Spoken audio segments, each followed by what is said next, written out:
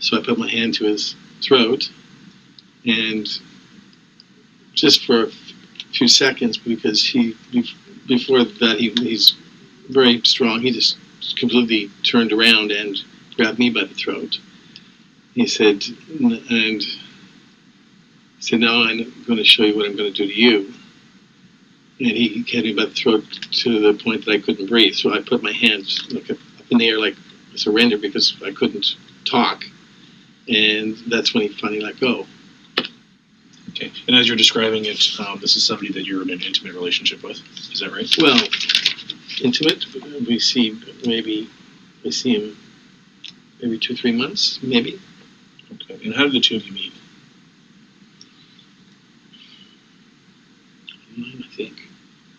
For nearly a decade, men vanished from one of the most visible neighborhoods in Canada. They disappeared quietly, without witnesses, without physical evidence, without urgency.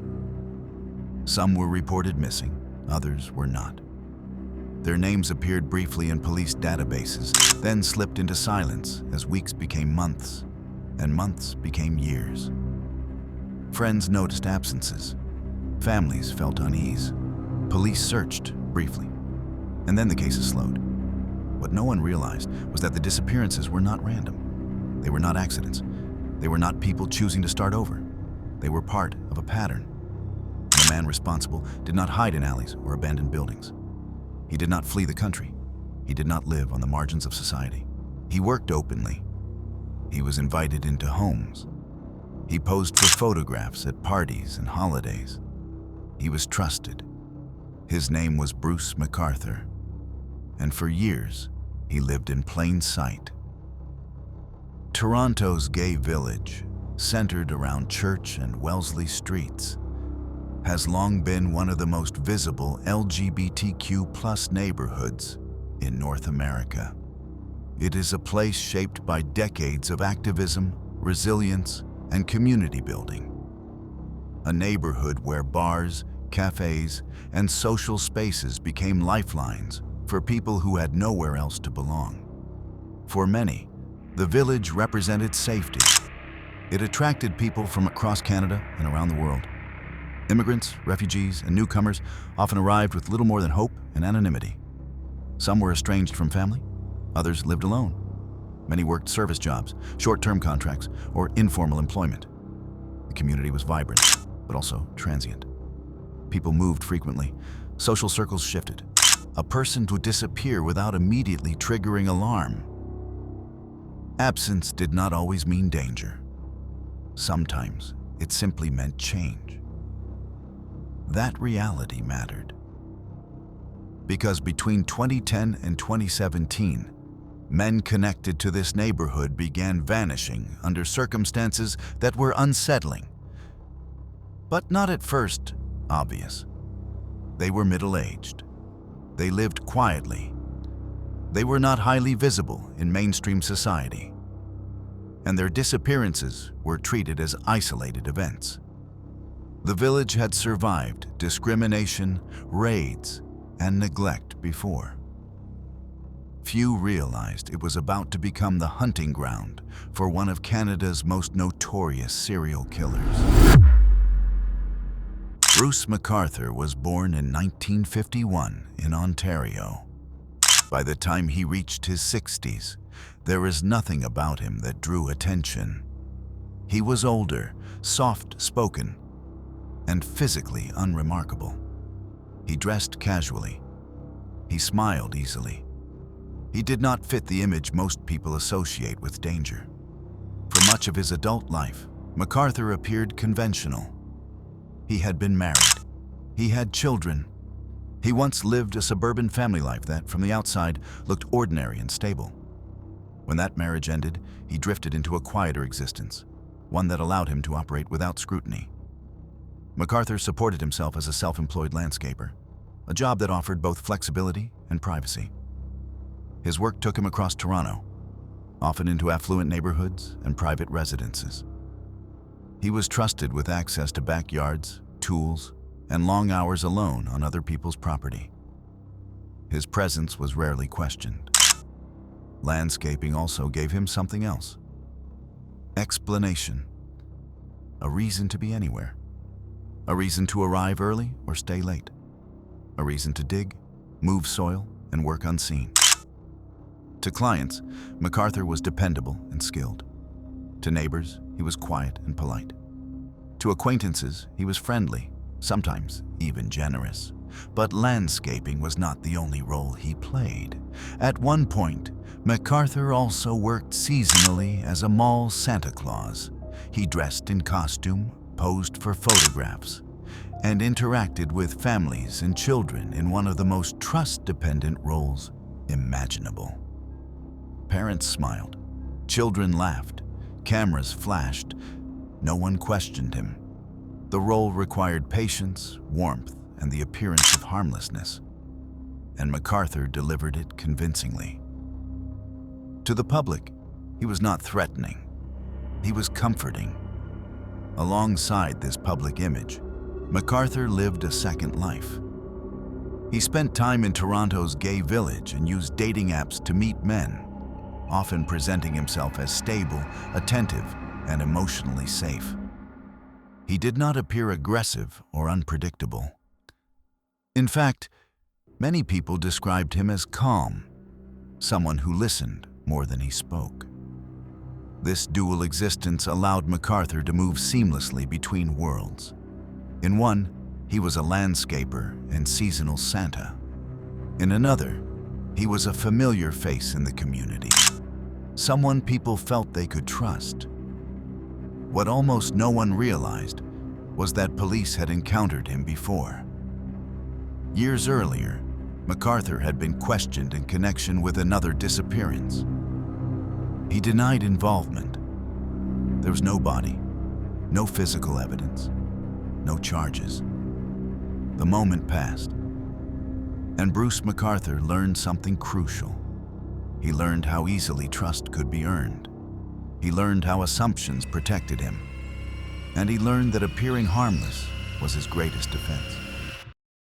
In 2001, a man connected to Toronto's gay village disappeared. Police questioned Bruce MacArthur in relation to that case. At the time, MacArthur acknowledged knowing the man. He was interviewed. He denied involvement. There was no physical evidence tying him to a crime. No body was found. The investigation stalled. MacArthur was released. No charges were laid. For most people, that moment would have passed unnoticed. For MacArthur, it was a lesson. He learned what police needed and what they didn't have. He learned how denial worked. He learned how much silence protected him. And most importantly, he learned that suspicion alone was not enough to stop him. Years later, when men began disappearing again, MacArthur already understood the limits of law enforcement attention. Between 2010 and 2012, men connected to Toronto's gay village started to vanish. They stopped answering phones. They missed work. They left behind apartments filled with untouched belongings. Friends filed missing persons reports. Families reached out to police. But the cases unfolded slowly. Some investigators suggested the men had left voluntarily. Others speculated that they had returned to their countries of origin. A few disappearances were quietly attributed to lifestyle assumptions that would later draw fierce criticism. There were no witnesses, no crime scenes, no immediate links between the cases. And because each disappearance was handled separately, no single alarm was triggered. To the public, these were tragic mysteries. To Bruce MacArthur, they were confirmations. Time passed, attention faded, and the pattern continued. As the disappearances mounted, police faced a difficult challenge, but one they had encountered before. Missing persons cases are complex. Adults can leave voluntarily. People rebuild their lives quietly. Not every disappearance signals violence. But in this case, assumptions began to outweigh investigation. several of the missing men were immigrants. Some had unstable housing histories.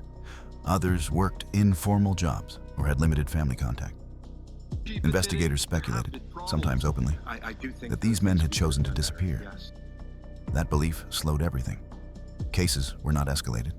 Resources were not pooled. Files remained separate, scattered across divisions. There was no unified task force, no centralized theory that acknowledged the possibility of a serial offender. Families felt the shift immediately. They were told that there was no evidence of foul play. They were asked to wait. They were encouraged to consider alternative explanations: travel, new relationships, voluntary absences. But time is everything in investigations.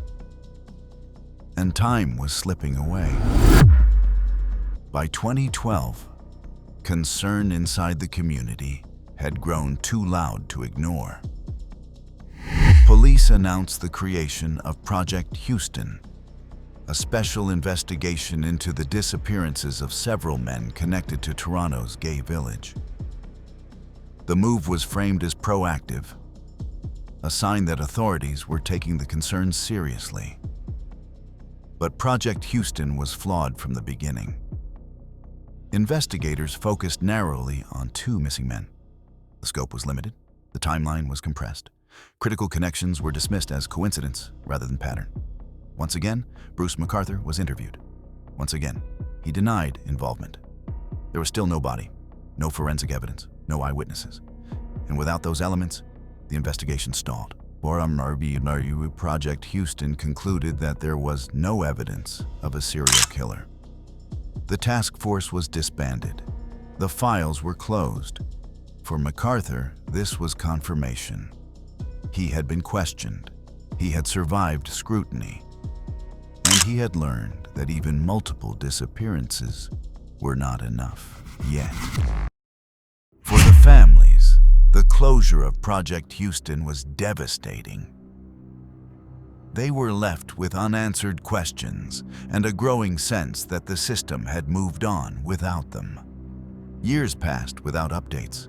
Phone calls went unanswered. Promises of follow-ups faded. Some families organized quietly. Others spoke publicly. Many did both. But grief without answers is different. It lingers. It festers. It never resolves. Parents wondered if they would ever know what happened to their sons. Siblings struggled with guilt, wondering if they had missed signs, if they should have pushed harder, if their loved ones were being forgotten. In the absence of justice, memory became the only form of resistance. Bruce MacArthur was not impulsive.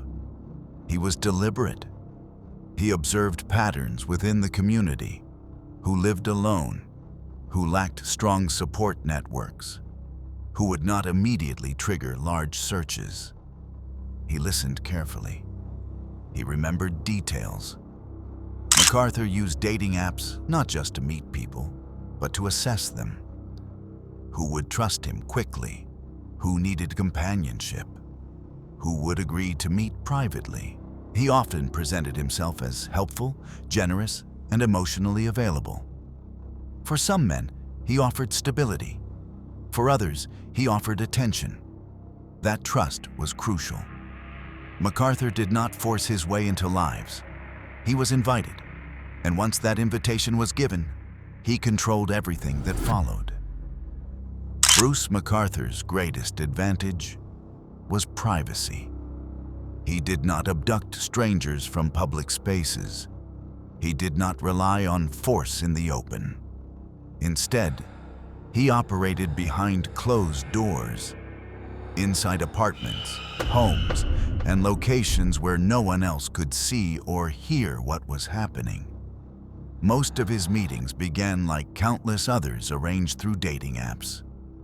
Casual conversation, familiar routines, nothing that would alarm a friend or neighbor. Many of the men he met lived alone. That mattered. There were no roommates to notice tension, no partners to ask questions, no immediate witnesses if someone failed to return home. MacArthur understood this environment perfectly. He preferred private meetings, often under the pretense of socializing or intimacy. Once alone, the balance of power shifted. And when someone vanished afterward, there was rarely a clear moment anyone could point to and say, "This is where something went wrong." Isolation erased timelines. And without timelines, investigations lose traction. MacArthur's landscaping business was more than a job. It was a shield. It gave him plausible explanations for being anywhere at any time. He could arrive early, stay late, travel across the city without raising suspicion. His clothing, tools, and physical condition all matched his profession. Clients trusted him implicitly. Some allowed him unrestricted access to their properties. Others gave him keys. He worked alone for long stretches, often in backyards shielded from neighbors by fences and hedges. No one questioned the landscaper digging holes. No one questioned soil movement. And no one imagined that ordinary residential spaces were being used to conceal extraordinary crimes. Years later, this reality would horrify investigators. But during the time MacArthur was active, it helped him disappear into plain sight. As years passed without arrest, MacArthur's confidence grew. Each disappearance reinforced the same lesson. There would be no immediate consequences. Police interest faded. Files closed. Community outrage softened with time. Confidence is dangerous in serial offenders. It leads to routine. Routine leads to mistakes. MacArthur began taking risks. He continued using the same social spaces. He returned to the same neighborhood. He relied on the same methods. And while he still believed he was invisible, the environment around him was slowly changing. By 2016 and 2017, pressure on Toronto police had increased. Activists, journalists, and finding families were demanding answers. Questions about earlier investigations resurfaced. The silence was breaking. In 2017, another man connected to the gay village disappeared. This time, police noticed something they had not emphasized before. Bruce MacArthur was the last known person to see him. That detail mattered. Investigators began looking back, re-examining earlier files, revisiting interviews, and reassessing assumptions that had once stalled progress. MacArthur's name surfaced repeatedly. This time, it did not fade. Detectives recognized that waiting for a body was no longer acceptable. They shifted strategy, from proving past crimes to preventing a future one. For the first time in years, Bruce MacArthur was not operating unchecked. And he did not know it yet, but his window was closing. By late 2017, Toronto police made a critical decision. They would stop treating the disappearances as cold mysteries and start treating Bruce MacArthur as an active threat. A new task force was formed, Project PRISM. This time, the goal was not to solve the past. It was to stop the future. Investigators reviewed years of case files, interviews, and timelines. Names that had once been treated as unrelated were now placed side by side. Patterns that had been dismissed were re-examined without assumptions. MacArthur's name surfaced again and again. He was connected socially to multiple missing men. He had been interviewed in previous investigations, and he was still active in the same community. Project PRISM adopted a different strategy. Rather than confront MacArthur directly, they chose to watch him. Quietly, constantly, without warning. For the first time in years, MacArthur was under sustained surveillance. Surveillance is patience. Detectives followed MacArthur's daily routines, his landscaping jobs, his movements through the city, his visits to familiar locations. They documented everything: phone usage, meetings, patterns of behavior. At first, nothing looked criminal. MacArthur appeared ordinary, predictable, boring even. But investigators knew that was exactly how danger hides. They watched him use dating apps. They observed his interactions. They tracked who he met and when. Slowly, a picture emerged, not of chaos, but of routine. MacArthur was not erratic. He was consistent, and consistency is traceable. By January 2018, police believed they understood his rhythm well enough to recognize when something was about to happen. They were right. In mid-January 2018, MacArthur made contact with another man through a dating app. Police noticed immediately. The interaction followed a familiar pattern: private communication, a planned meeting, and an expectation of isolation. Surveillance teams recognized the signs. This time, they did not wait. As MacArthur brought the man to his apartment, police moved into position. Officers listened. They watched. They prepared for intervention. Inside the apartment, the situation escalated quickly. What happened next would later be described as a moment where timing meant everything. Police entered. They found a man restrained but alive. It was the moment investigators had been racing toward, and the moment that confirmed their worst fears. Bruce MacArthur was stopped mid-act. Bruce MacArthur was arrested without resistance. There is no dramatic chase, no public confrontation, no final speech. He was calm. For detectives, the relief was immediate, but short-lived. Because stopping MacArthur was only the beginning. Now, they had to understand what he had already done. MacArthur was taken into custody and questioned. At first, he said little. He did not confess. He did not explain. But investigators no longer needed his words. They had evidence. And they were about to uncover the full scope of his crimes. After Bruce MacArthur's arrest, investigators turned their attention to his apartment. What they found would fundamentally change the case. Inside, police discovered digital storage devices containing photographs, images that documented men who were no longer alive. The photos were unmistakable.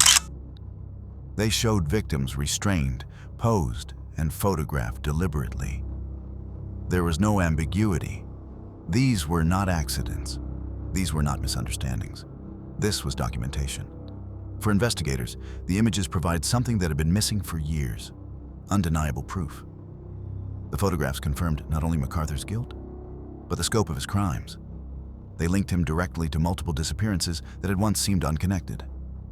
What had been suspicion became certainty, and certainty carried consequences. With the photographs came the painstaking process of identification. Investigators worked carefully, comparing missing persons files, personal details, and timelines. Slowly, names were confirmed.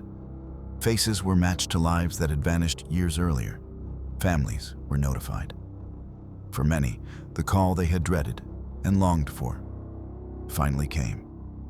The truth was devastating. But uncertainty had ended. Parents learned what had happened to their sons. Siblings were given answers that had been withheld for years. Friends finally understood why silence had replaced presence. Closure, when it arrived, was painful. But it was real. News of the arrest and evidence spread quickly through Toronto's gay village. Shock turned into anger. People demanded to know how a serial killer had operated for years without being stopped. Questions focused not just on MacArthur, but on the institutions meant to protect the community. Protests were organized. Public meetings grew tense. Trust in law enforcement, already fragile, fractured further. This was not just a crime story, it was a reckoning. In court, Bruce MacArthur pleaded guilty to multiple counts of first-degree murder. There would be no trial, No defense narrative. No attempt to minimize responsibility. The facts were overwhelming. For families, the guilty pleas spared them prolonged legal proceedings, but they also denied them the chance to hear explanations. MacArthur offered none. He did not testify. He did not elaborate. He did not seek forgiveness. The silence that had protected him for years remained intact. Bruce MacArthur was sentenced to life imprisonment with no possibility of parole for decades. He will never walk free. The sentence reflected the severity of his crimes, but for many, it could not erase the failures that allowed those crimes to continue for so long. Justice had arrived, but it had arrived late. The sentencing of Bruce MacArthur brings this horrific chapter to a close, but it'll never be over, truly, for the victims' families. And the question that still remains unanswered is why the 67-year-old carried out his gruesome attacks on 8 men from Toronto's Village. We spoke with one man who studies serial killers to see what insights we could gain into his possible motives. In the aftermath, independent reviews examined how the case had been handled. Police acknowledged missed opportunities, flawed assumptions, and investigative delays. Patterns had been overlooked. Warnings had been minimized. Voices had gone unheard. The lessons were clear. Serial offenders do not always look dangerous. Victims are not disposable. And marginalized communities cannot be treated as afterthoughts. For years, Bruce MacArthur lived in plain sight. He blended in. He was trusted. He was overlooked. The greatest danger was not just the man. It was the silence around him.